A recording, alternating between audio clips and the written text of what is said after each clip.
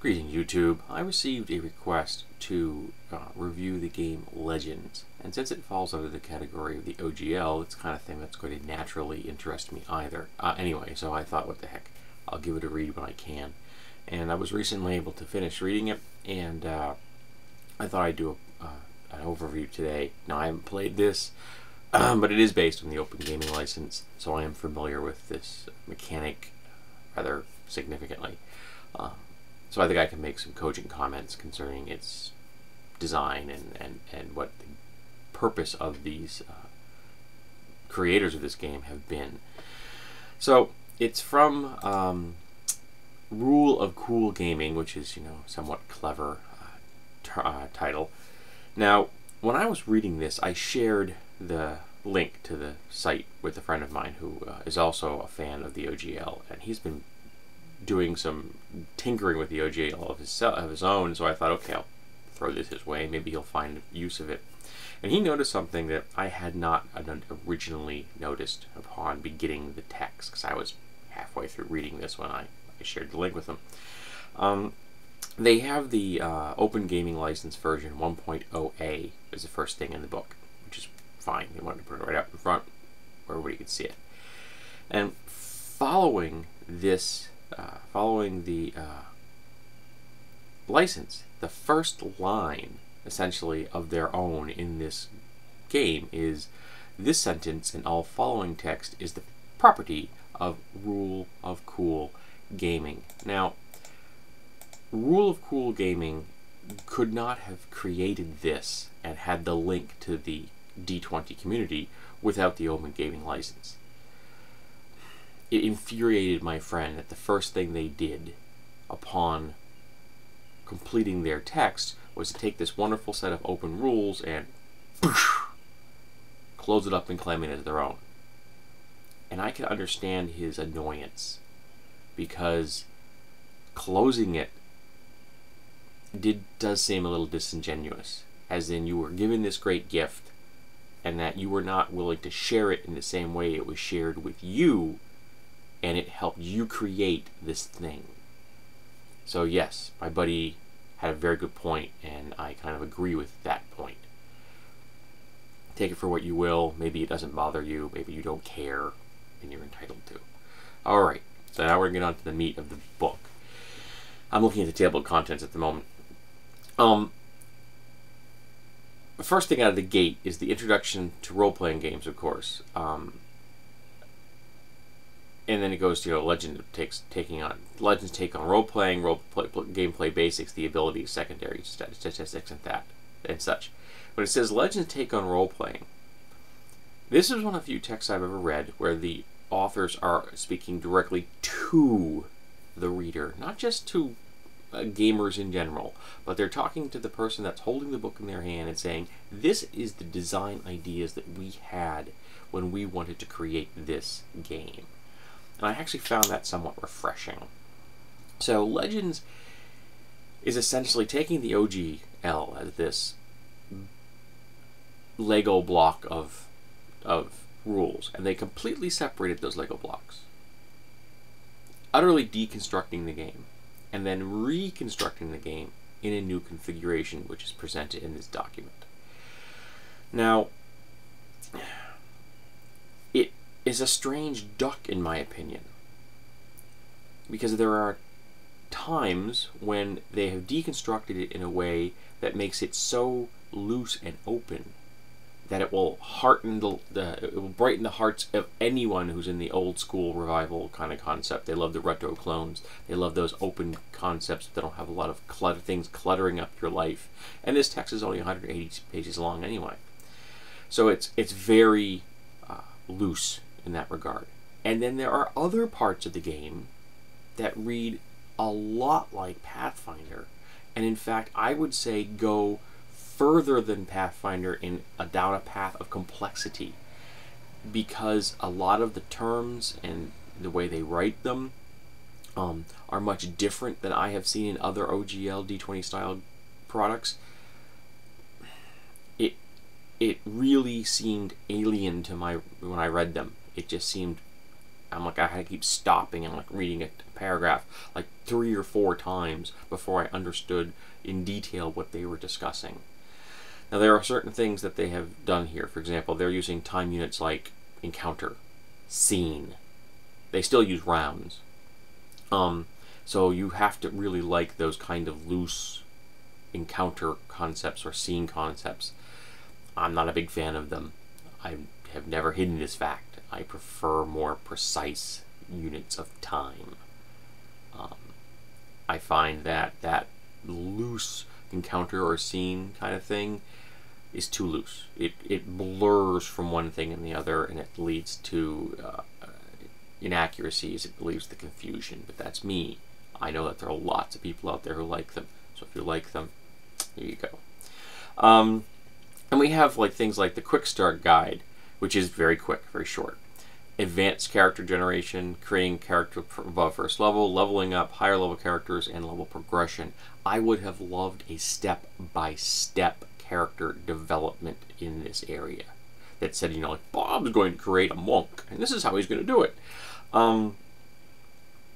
That would have been very useful to me, because again, they took this into a brand new direction, and I would have liked to have someone take my hand and walk me through it, because that would have opened things up in my head, I think, faster and more easily than just having it presented to me the way they did it.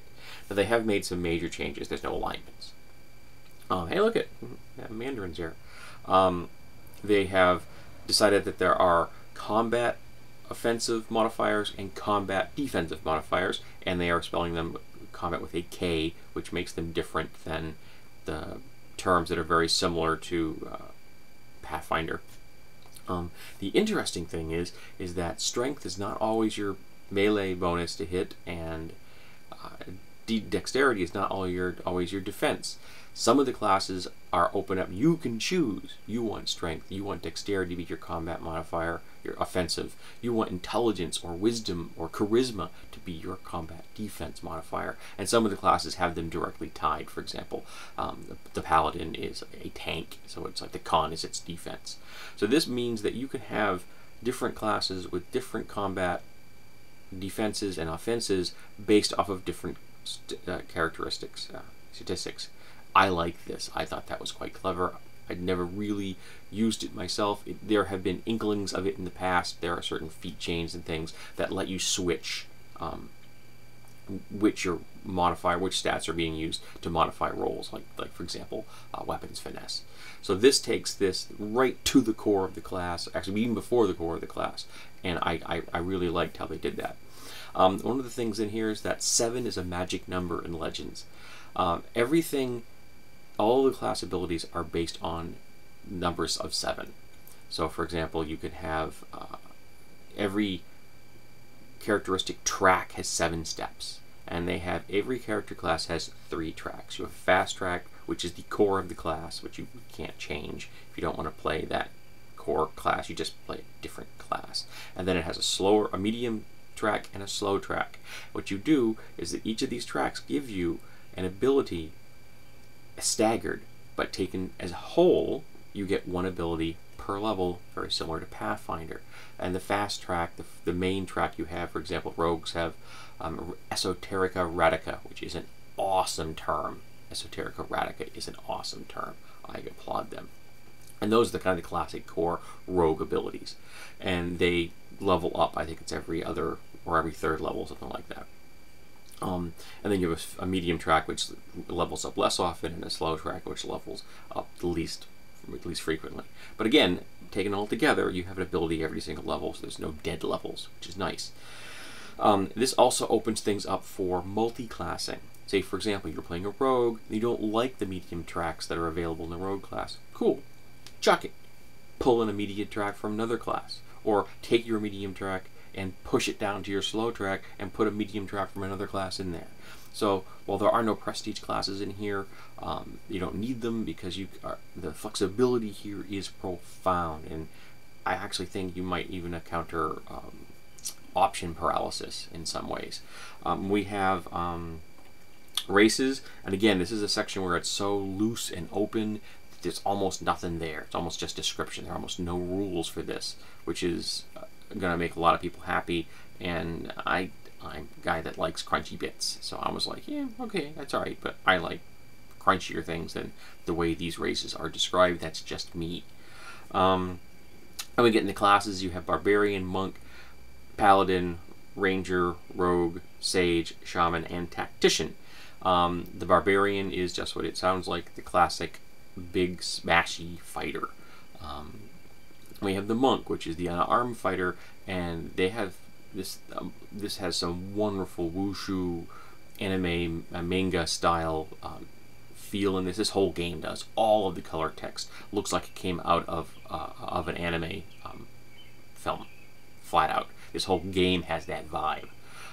The black and white text is a little more generic and not quite as good as the color text. The color illustrations are excellent, really, very well done. I was quite impressed. And there, for example, there's one 8th level ability in here, or you get an 8th level. They don't call them levels. All the abilities are called circles, which is nice. So like a first circle ability you get at the beginning of that track, regardless of whether it's a fast, medium, or slow track. And your 7th level ability you get your 7th circle you get at the end of that track. And I like that because it means it's less confusing than using the words level. So saying circle makes you understand that you're talking about your character's abilities as opposed to your character's class level, which is kind of nice. There's an 8th level ability in here, which you get at 8th level if you're a monk, which allows you to fly. Now that's cool. That's a really cool ability. Don't get me wrong. That's awesome. It's tied to your land movement speed. Monks move fast. But I don't know how many GMs are comfortable with a flying character at 8th level. Is that too early for some GMs to have a character in their game flying? You know, I know that there are people out there that wouldn't like that. I'm not sure how I feel about it. I'd have to really figure out how it fit into my campaign tone. The Paladin is not really the lawful good character that you're thinking of. Again, there's no alignments in this game. This is really more of a champion, and I kind of wish they hadn't used the word Paladin, because for me, Paladin means lawful good knight. You know, Knights of the Round Table kind of thing. And these characters are very much championing a cause, having a code that isn't necessarily tied to anything good. It could be despicable, evil things, as long as the person adheres to the code that they have sworn to. So, I don't like the term Paladin used in this respect. The class is fine, it makes perfect sense, and it's a really good rendition of creating champions that are devoted to a code. The Ranger is your smart fighter. Fast, agile, intelligent, and again, because there's no actual generic fighter class in this game, these different classes help you build the type of fighter type you want. And I think it's fine. And dumping the fighter and just making the other iconic martial classes more flexible to cover those roles was a fine design concept. I have no problem with it. Then we have the Rogue, and again, different options here. Just like the Rogue has always been full of options, lets you play the kind of rogue that you really want, and I think they did a good job. Then we have the Sage, and the Sage is, depending on what choices you make, you could build a soul knife, or you could build a warlock very easily right out of the box with the Sage. I thought that was quite interesting. We have the Shaman, which is your divine caster, and the Tactician, which is essentially your arcane caster. But again, their take on arcane and divine magics and things is significantly different than the OGL. It's not... Don't buy into your preconceptions. They're different. Because 7 is your magic number, 7 spells are broken down into 7 circles. You're not going to have the same spell breakdown, things like that you're used to. So you're really going to have to read this text and read it carefully, and you're going to have to not bring your preconceptions, and I think that was one of the problems. Cat screwing up what I'm looking at. That was one of the problems I had, because I had so much of the OGL in my head that a lot of the time I had to stop, break that down, push it aside, and try to look at this with fresh eyes. And again, there were times when I had a difficulty doing that. And I'm going to give you an example in a couple of minutes. Then you have extra tracks, which are racial tracks, and the extra tracks are options that you could choose that kind of fall outside the character classes, that could be applied in many different ways to all the different character classes. They're options, essentially. And the racial tracks were quite intriguing. And this isn't abilities that enhance being a dwarf or an elf. These are racial tracks that let you become a ghoul or a dragon. Things like that. And so it's interesting. There are like 5 different undead types. So the people that created this game really liked undead. Okay, I have no problem with that. It just kind of surprised me, like, wow, that's a lot of undead options. But this is let you play a dragon. You start your character as a dwarf, and over the course of your character's life, if you take this racial track, you become a dragon, which is very cool. I'm not gonna deny that. We have skills, and their skill take is very close enough to the OGL that I don't think you're going to be nervous about it. Then you have feats, general feats, iconic feats, combat feats, weapon feats. Magic items in this game are very, in my opinion, very video game-like, because essentially we have item slots, and the item slots can be upgraded over time. So it's abstract in many ways, and again, the people out there that are into the old school revival concept are going to love this, I think.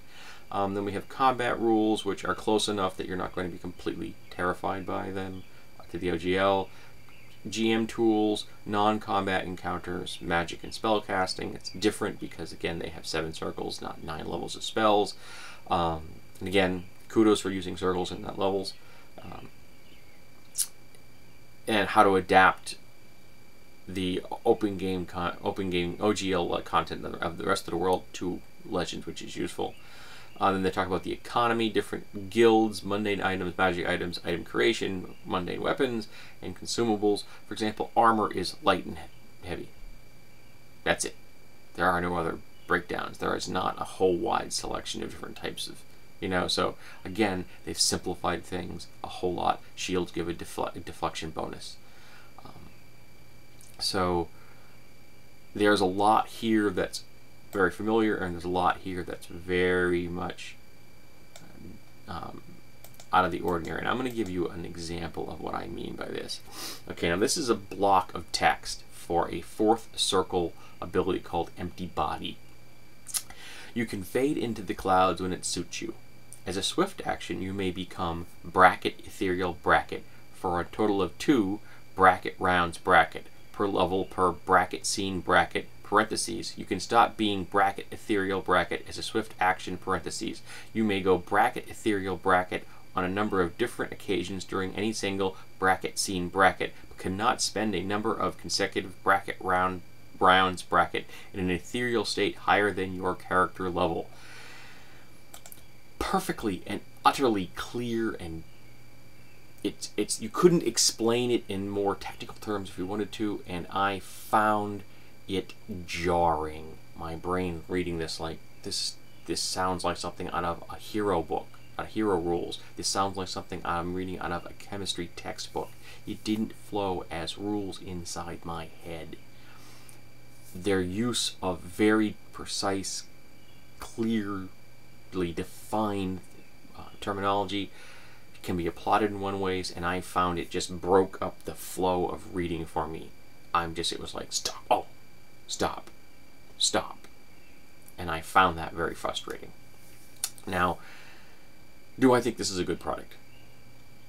Yes. I think it's got so many options for people who are into the D20 OGL. I think it's presenting the people with stuff that I frankly have never encountered before presented in this manner. I've read Trailblazers, I've read Fantasy Craft, and which are very similar in the fact that they deconstruct the game and reconstruct it in new ways for the OGL. This is the best example I've seen. However, it again, it's open really on one end and really complex on the other, and there doesn't seem to be a whole lot in the middle, and I don't see a lot of bridging between these two things, and I would have preferred someone helping me bridge the open concepts that they're dealing with. Their monster stats are tiny little blocks, which are wonderfully concise. But to me, my brain is automatically thinking, what are they leaving out? What am I going to need on the fly that I don't have in that block? So I think I could have used more examples. I could have used more descriptive text in a lot of ways. I maybe would have preferred if those very concise, precise, formulaic texts that they use to describe the different abilities at different circles had been at the bottom, and that there had been maybe a more fluff text at the top, saying this is what the ability does, and then presenting it as the formulaic layout that they want to make sure you have an understanding of everything that circle ability does. So I'm not sure where it failed me, but there are things about this product that they didn't hit that sweet spot between complex and open. And because of that, I don't think this is the product I would ever use. I know there are people who are going to love it, and I know there are people who are going to eat this thing up, and I highly recommend anyone that's into the D20 Open Gaming License material, read this product. You are going to find things in there that you're going to enjoy, I think. But I think you're also going to find things that are going to feel weird. They're going to feel off in some ways. So I applaud the effort that was put into this game. I think it was incredibly well done. I think it's very interesting, and I'm glad it exists. I just don't think it falls into that spot that like Everstone, The Blood Legacy, or Pathfinder does for me. Those games, again, deconstructed and reconstructed the game in some ways, and like Everstone did it turned it into a point-based game, the best version I've ever read, that hit that sweet spot for me. And this game didn't hit that sweet spot. And that's okay, that's just me. My sweet spot is going to be different than your sweet spot. Maybe this will hit your sweet spot like a baseball bat. Who knows? So, go forth. Read this book. It's worth your time. Boy, this has really run long. I apologize. And if I do not know this game well enough to answer all the possible questions people are going to have. If you have some, throw them at me and I'll see if I can answer them. But my suggestion is it's only 180 pages long. Go out there, get yourself a copy, read it, and tell me what you think.